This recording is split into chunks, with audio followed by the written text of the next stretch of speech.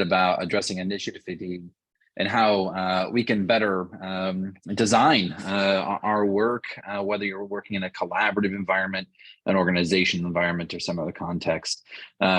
Just a bit, again, I'm Dakota Palicki with Civic Labs. Civic Labs is a nonprofit institute based in Indiana. We help teams of people come together to solve complex social challenges, oftentimes in the talent and workforce space. We're also home to the National Talent Network, a group of about 100 or so cross-sector partnerships around the country, all focused on education and talent. The best among them have been designated talent hubs, which is also another network that we run. So a lot of what I'm going to be pulling from you today and sharing with you in terms of tactics on how to address initiative fatigue actually come from the field. We're all practitioners. We've all faced this at some point in time. You look at your agenda and it's your calendar and it's full of meetings and task force and committees and councils and all these things. It's pretty easy to get overwhelmed. So the tactics I'm going to be sharing with you today are ones that have been used in the field, are being used in the field to really help folks get unstuck. Two other quick notes as we jump in. I just threw a link in the chat that includes not only the slides of today's presentation, but a bunch of other tools and resources that you're going to see throughout today. So I encourage you to grab that link. I also put the QR code there in case that's easier for you to grab on your phone. Really the last part I'll just say as we kick off is that it's going to be helpful if you have, an initiative, a partnership, an organization, something in your mind's eye as we go through today. There's actually going to be a time, I'm going to essentially present to you 9 different tactics. And each of them have a self-check question that you'll be able to answer yes or no to. So grab a Post-it note and a pen or something and just give yourself a tally mark for everyone you have to answer yes to. A little bit of a game for us as we're moving along in the content. But I'd say just to start out, really, I think the very first step, when I hear our partners come to us and say, Dakota, we have so much initiative fatigue, we can't possibly take on something new, we can't possibly launch something new. I don't really think initiative fatigue is real in the sense. Rather, initiative fatigue, as my colleague, Dr. Sarah Lundquist likes to say, is much more of an expression of a symptom of other conditions associated with catalyzing systemic change. In other words, initiative fatigue is more of a design problem than it is a problem itself. And so as a facilitator of groups, as a convener, whenever I hear partners talk about initiative fatigue, I don't hear, hey, we're too busy. I hear there's a design problem happening. And if we accept that to be true, it allows us to open up to the realm of possibilities how we might actually address initiative fatigue as a design problem and not the busyness problem that sometimes we experience as a symptom. There are 3 categories of strategy areas I'm going to talk to you today about: design, communication, and culture. And within those are 3 tactics. So let's just jump straight into the design category. And we really have 3 of them here. First, I'll just say my colleague Jack Hess, and co-founder of Civic Lab, likes to say, if milk comes with an expiration date, so too should an initiative. So the very first step is like planning. Most issues are resolved through really effective planning. We'll talk a little bit about composition, about the who, and really focusing on there. And then a real great tactic just called stop to start. In terms of planning, I was formerly a classroom teacher, and then I worked for a university for a number of years preparing teachers. And a lot of times we would go into a classroom with a new or young teacher, and we'd say, hey, what's your classroom management strategy? Things aren't quite working out. And I realized they didn't really have one. We always kind of joke, listen, hope is not a strategy. You can't just hope that your students are going to know what they have to do today in today's classroom. And similar for us as designers of initiatives and strategies and partnerships, we can't just hope things are going to work out. We really have to get into effective planning. This is one of the frameworks that I've put in the Dropbox for you. It's a Civic Lab framework to help people design true pilot projects. Which is something I think we are all interested in. I encourage you to spend some time with it. But what I really want to talk about is step 8 here, which is about establishing an expiration date. At the very onset, I think it's important that if you're starting a new initiative or partnership or group or committee or work group, set an actual expiration date. Hey, this is when we're going to have this achieved by. A lot of times when we're talking to large organizations or partnerships, you might start a work group, and it feels like that work group that you're going to sign on to it forever.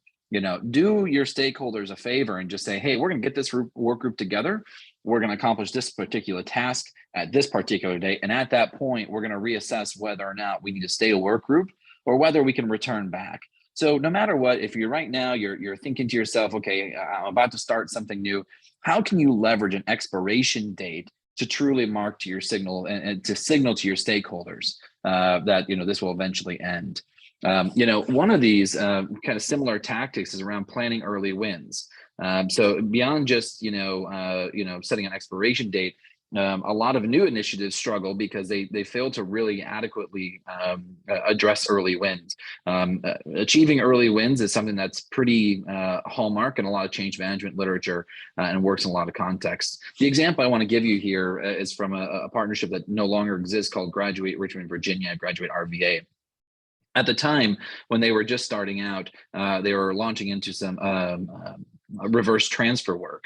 And you see, they already had been doing this because it was a couple of counselors and advisors, and they were literally putting, transcripts and other student records in the trunks of their car and driving them in between the community college and the four-year university to do transcript analysis because they didn't even have a data system yet. And so what they did is they said, okay, we're going to launch this new initiative. It's going to be particularly focused on those with some college, no degree, but reverse transfer is going to be part of it. But because they've already been doing this work, they knew that they were going to be able to automatically award degrees based on credit that was already earned in the first couple of years. And so you can see very quickly, in their first year of operation, they awarded 372 associate's degrees. In the second year, 179. That wasn't because, they knew it. They knew they were going to be able to do that at the point of actually setting up their partnership. So there are a lot of additional examples here. Some of them can be more qualitative in nature. Maybe you have more data sharing agreements in place. Maybe you have a plan or a deliverable produced. Their important part here is that you actually plan for these early wins and then celebrate them as early wins when they occur.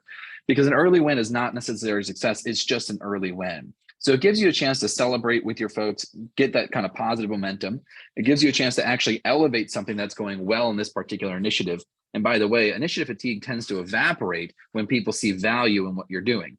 So the more that you're celebrating and elevating things, the less likely you're going to experience initiative fatigue.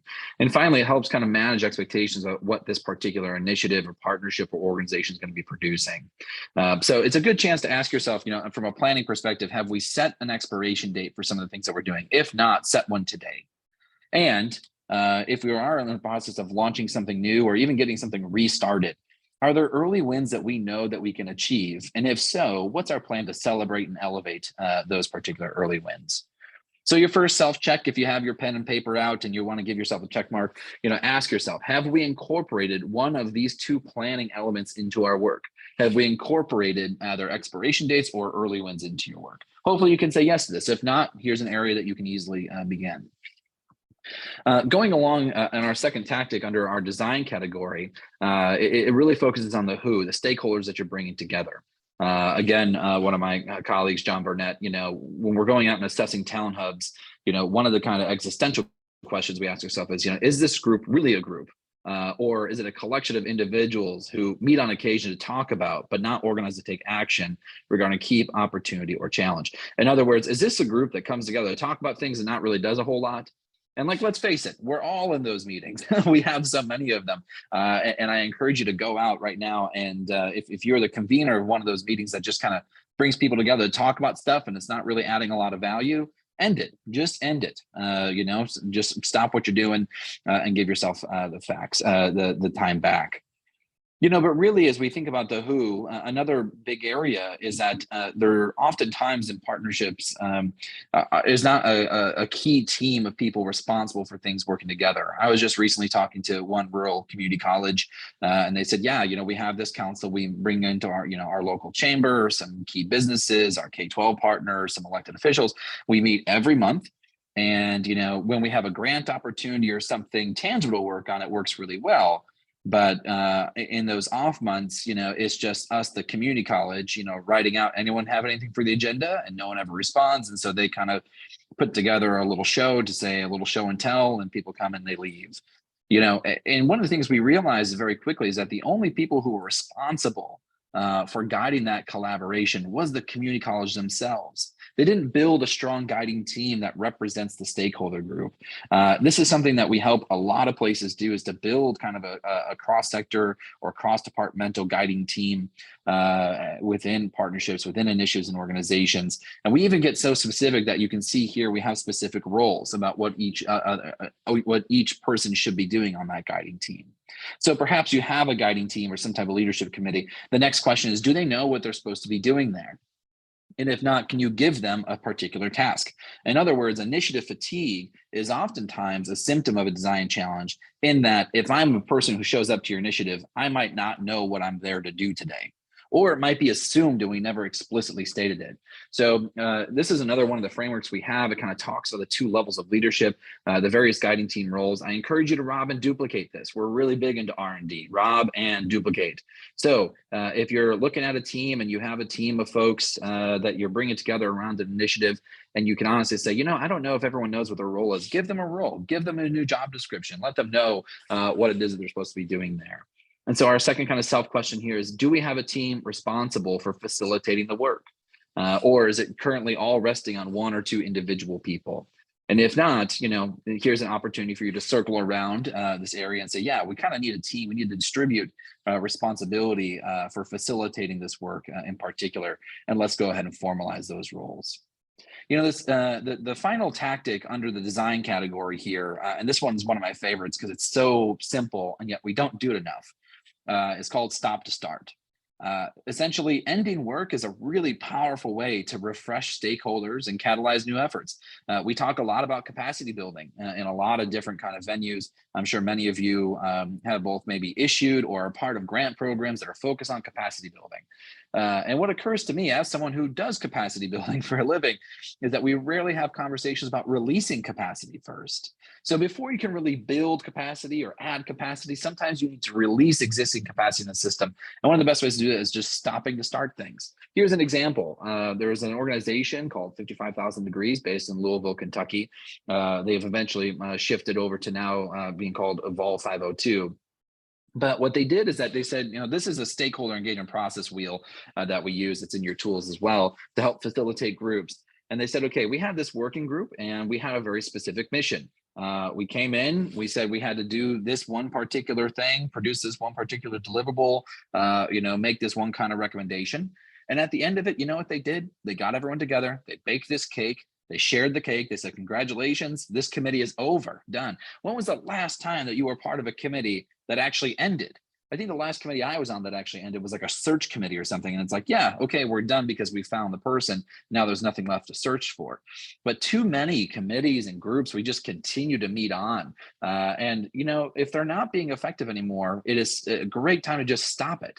So if you're empowered, if you are someone who is empowered to do this, I really encourage you to name the group, the committee, the meeting, whatever it might be that you need to stop.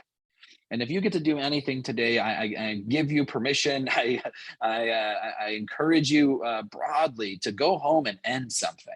The best and clearest, most tactical way to address initiative fatigue is to end something that is not really currently focusing on what it's supposed to be producing. And what that really does is, again, free up the stakeholders to work on other parts of the work and support your work in other ways. So that's the design category. We've talked about planning, using expiration dates and securing early wins. We've talked about composition, making sure that you have a team and you're distributing leadership and facilitation responsibilities for a particular group, and the tactic of stop to start. So hopefully within those three, you've already found something that you can really use tomorrow. Let me get to the next category here, which is all about communications. And we're going to talk about packaging, branding, and perception. You know, in the rest of this presentation, I'm going to really lean on California a lot. California is a really interesting place to kind of study initiative fatigue if you're into this kind of thing. Because it is such a large state. The way that their higher education system is set up does allow for some, really great work to happen, but also a lot of fragmentation potentially. And so one of my colleagues, Dr. Kate Mahar from the Shasta College Attainment and Innovation Lab for Equity, she always says, really there's only ever one initiative. It's about increasing student outcomes and reducing equity gaps. And that can be a really powerful notion, is that, we're not working on all these individual initiatives and strategies, but rather we're really working on one. And so to help us figure that out, there are things that we can do in terms of packaging, making sure work is connected meaningfully. There are things that we can do on branding and our own communication side, even asking ourselves, is this an initiative? Is it a strategy? Does it need a brand? Does it not? And then there's also some things about perception that we might need to be a little bit more honest with ourselves about. So let's dig into each one. And when it comes to packaging, again, let's go back to California.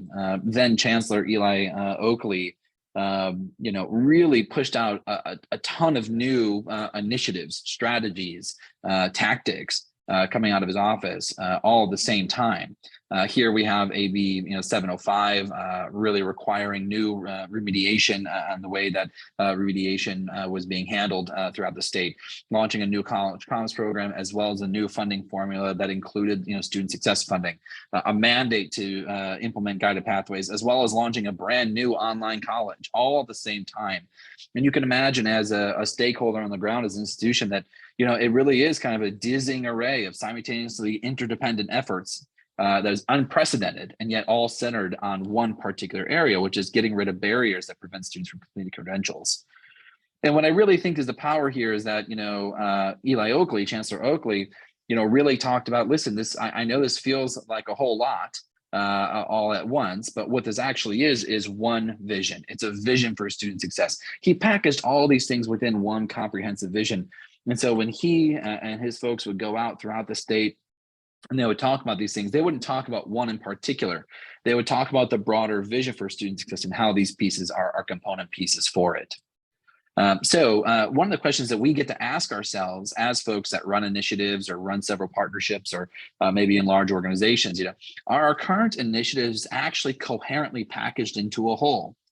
And this is a really good thing to ask folks that are experiencing initiative fatigue. So next time you hear someone say, yeah, listen, we have too much going on, take a moment and just say, yeah, how do you make the relation, the connection between all these different pieces, and are they actually packaged into a coherent whole? And looking at them as a whole might reveal some other opportunities to change and repackage some things to reduce that kind of symptom of initiative fatigue. The second category under communication is really about branding. This is something I really sharpened my understanding when I was with Lumina Foundation. And at the time, my colleagues and I were pretty focused on asking grantees not to call it their Lumina work or their Lumina team. We noticed this thing that was happening. Every time we would give a grant, the team would start up another team, right? Okay, we have this new grant from Lumina. We have to get the Lumina grant team together. And then when we would talk to our partners out in the field, they'd say, yeah, well, we have the Lumina grant team, we have the this team, and we have the that grant team, and we have the this team and that. And there was all these different groups. It was really the same people, but coming together and having separate meetings around their own grants. Structuring the way you work around a grant is generally never a good idea. It always leads to some kind of existential threat because eventually those grant dollars will go away. And then does this group need to stay in existence? And so, ask yourself, does it actually really need a brand? Is what we're doing need its own brand? Or is it more of a kind of a packaging and communication things? Perhaps it's just a strategy that is part of a brand. Or perhaps it's there's an initiative that is related to the vision and a strategy as part of that initiative.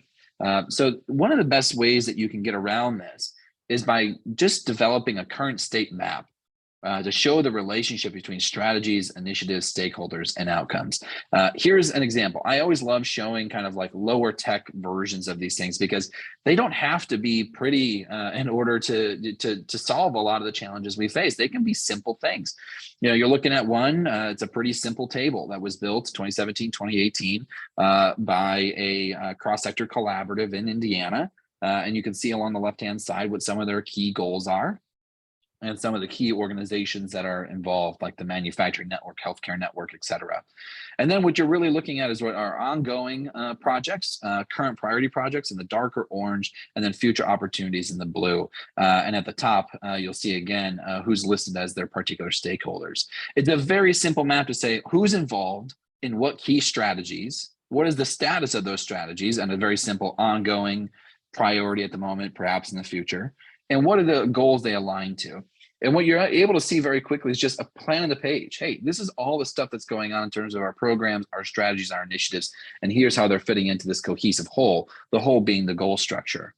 Here's another example of the way actually it's a kind of combined journey map along with kind of a program map that shows how someone has to navigate through mental health student supports. And again, on the left-hand side, you see the individual or the entity that's going to be involved and who's responsible at what particular stage. And then the stages of actually accessing care, from preventing all the way through providing care and follow-up. Again, this helps you really map the flow of what it means to be a beneficiary of the system, in this case, a student who's trying to seek mental health supports. But it also just gives you a good sense of the kinds of initiatives and strategies and programs that are being operated by other interrelated organizations around a complex social issue. So you can get more involved with them.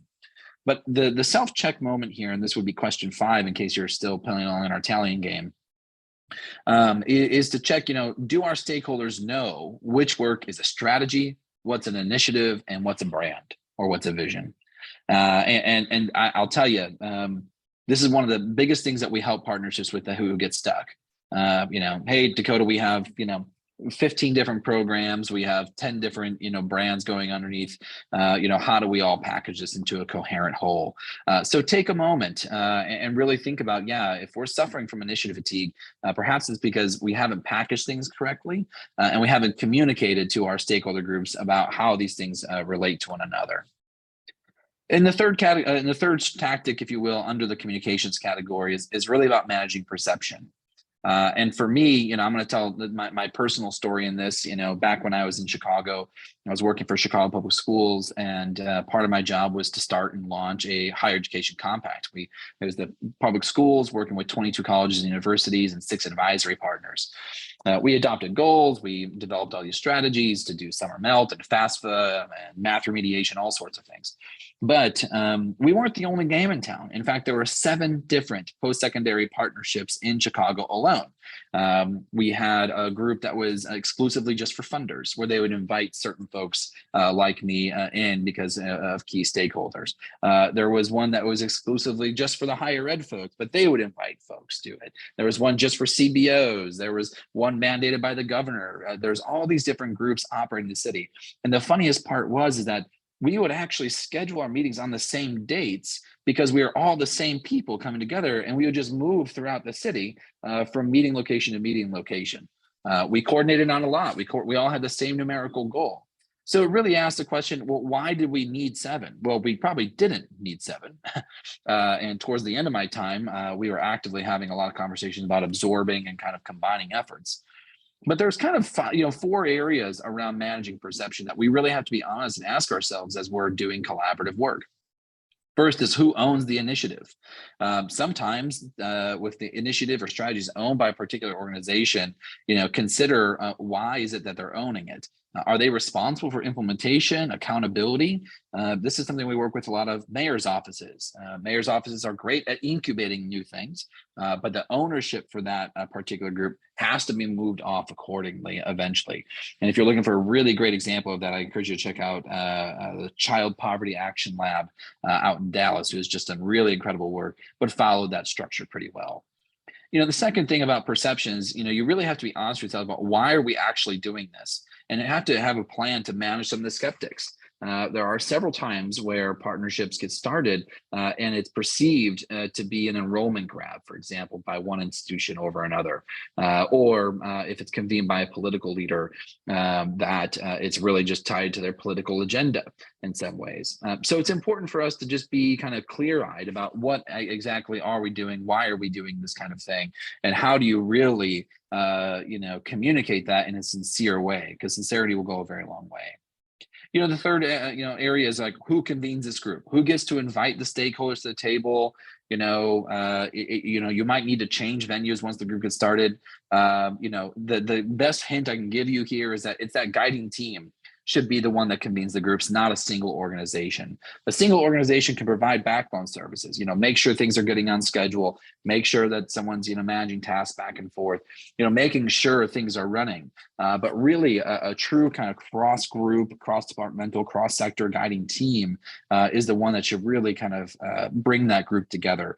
And we find that when you have that kind of structure, you're actually able to keep people at the table much longer. And finally, there's always a question about who stands to benefit. And again, you might have stakeholders that are looking at your initiative and saying, we have too much going on, we're suffering from initiative fatigue. And really what it's about is, there's a little bit of a question mark that might go unsaid about who's actually going to benefit. Is there a political, small or big P, win involved here? Who gets to take the credit for things? Who's doing the talking? I can't tell you how many partnerships we're involved with that the most complex thing is figuring out the press releases. And for practitioners, they're saying, listen, that's not what matters, but a lot of things can kind of, fall apart in terms of who gets to take credit for things.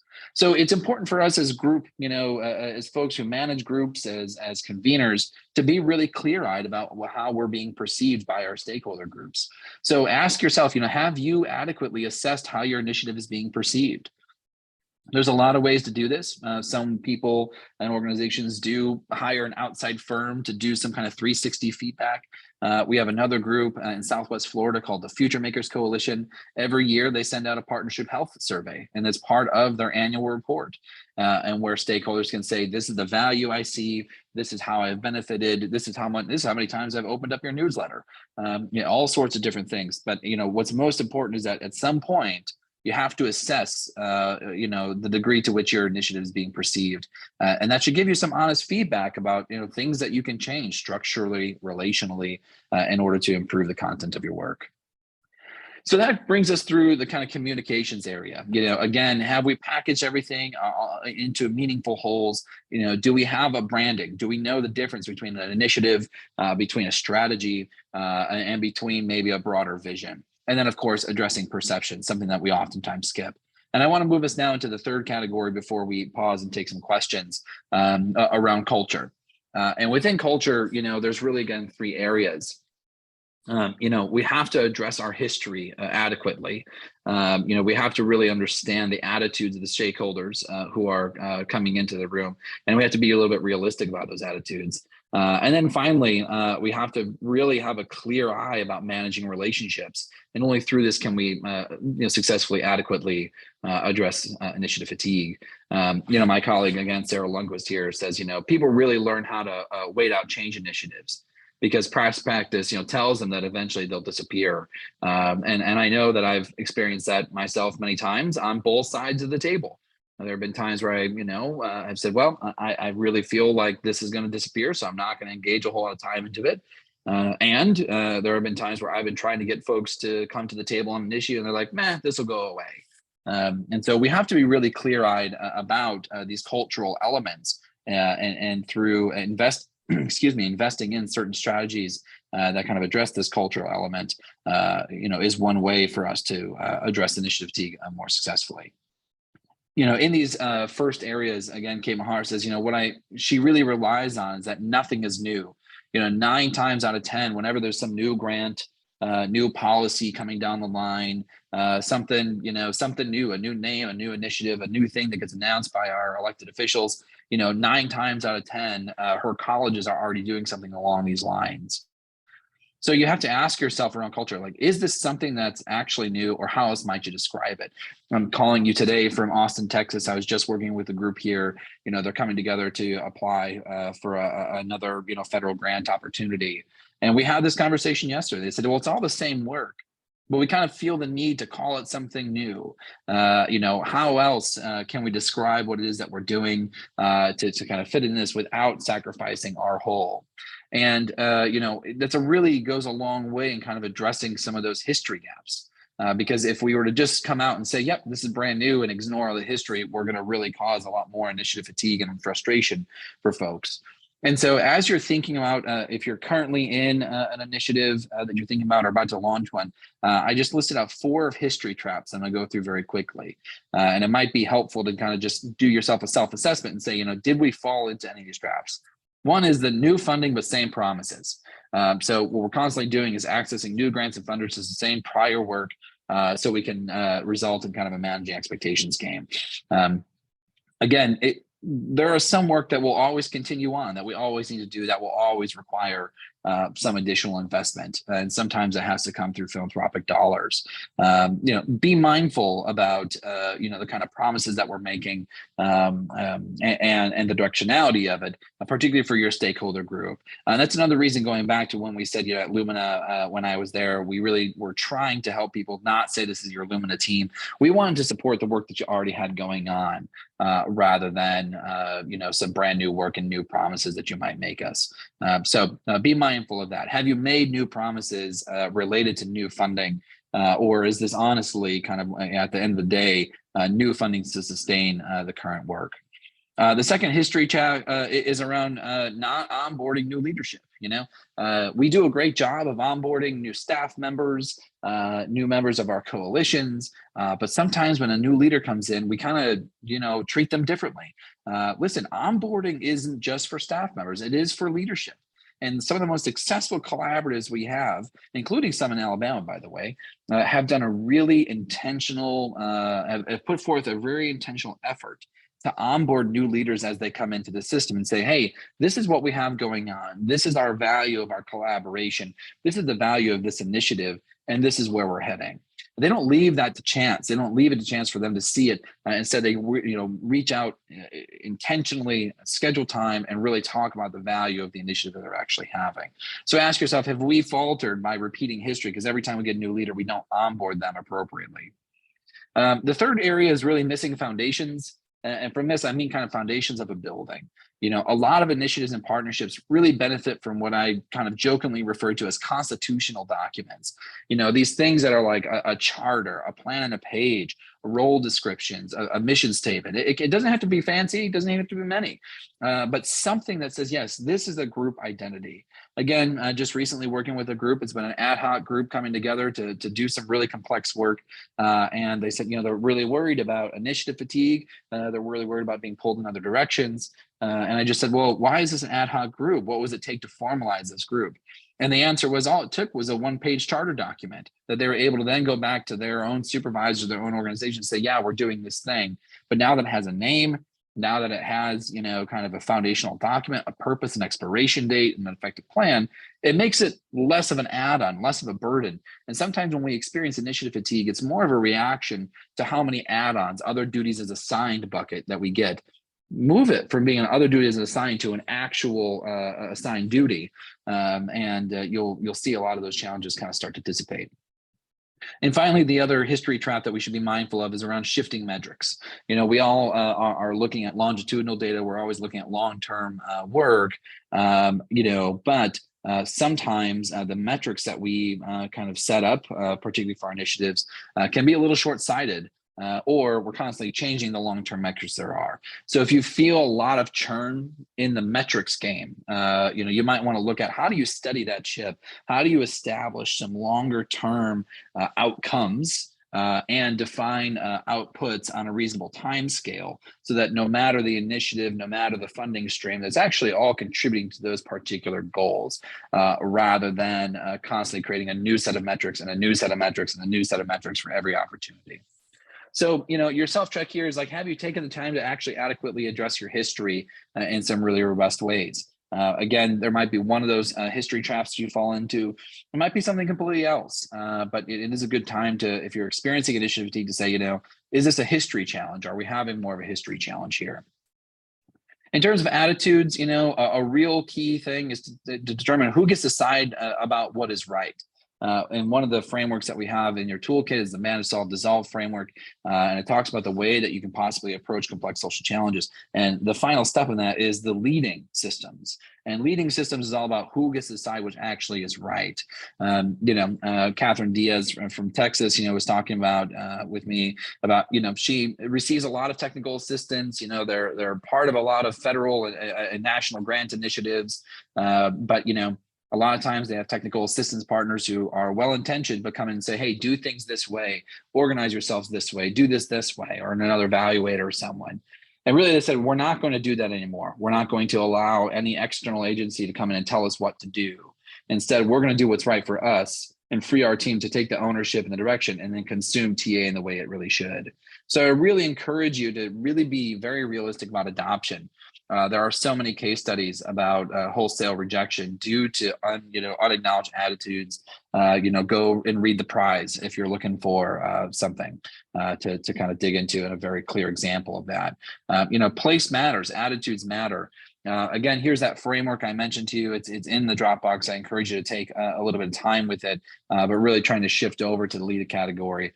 And finally, one of the self questions that we have to ask ourselves is, do we know, does our group know who is responsible for deciding what is right?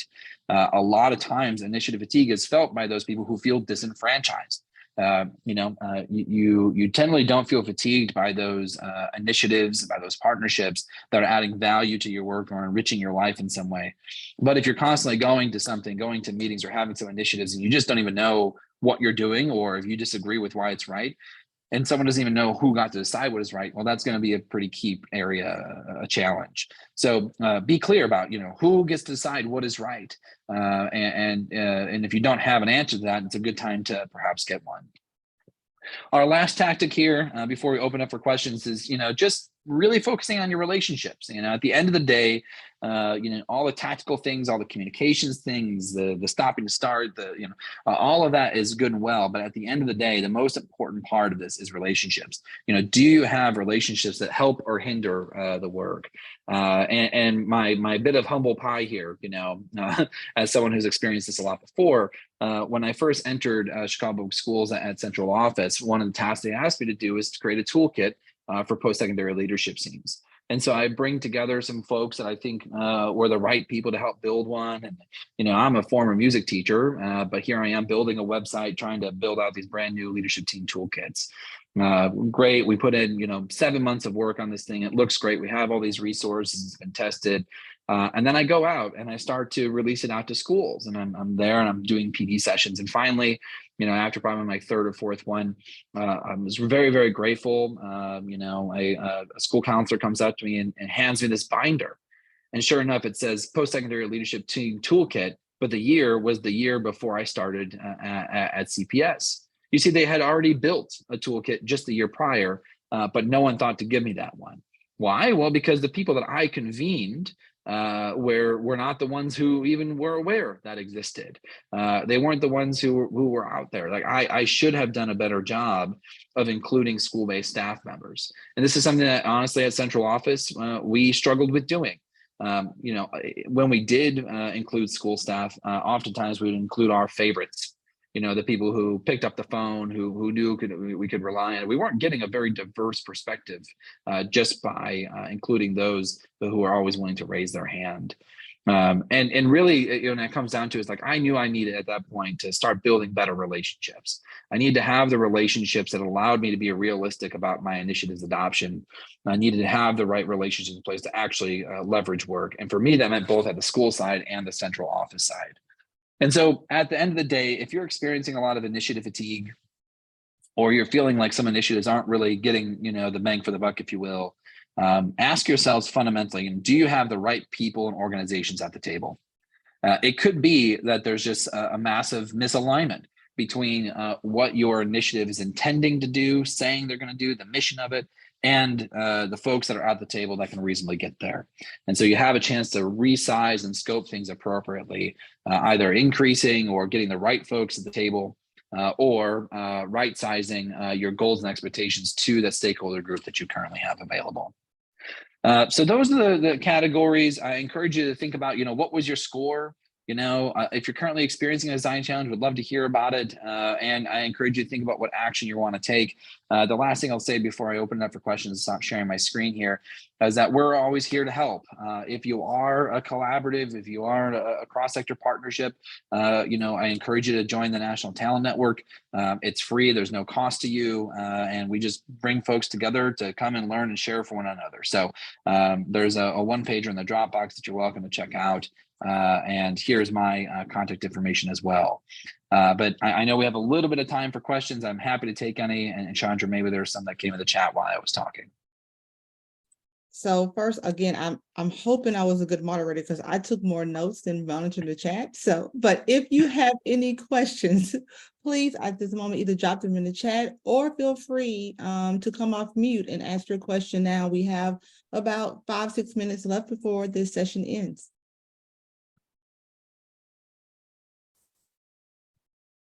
While people are thinking about their questions, Dakota, I want to say thank you so much. You never fail to provide such information that you can use. Like, it's tangible information I can take right now and apply it to thinking about our next steps at Alabama Possible. So I appreciate you once again giving us a toolkit. And don't forget, he just dropped in the chat the link to the toolkit that he shared in the Dropbox.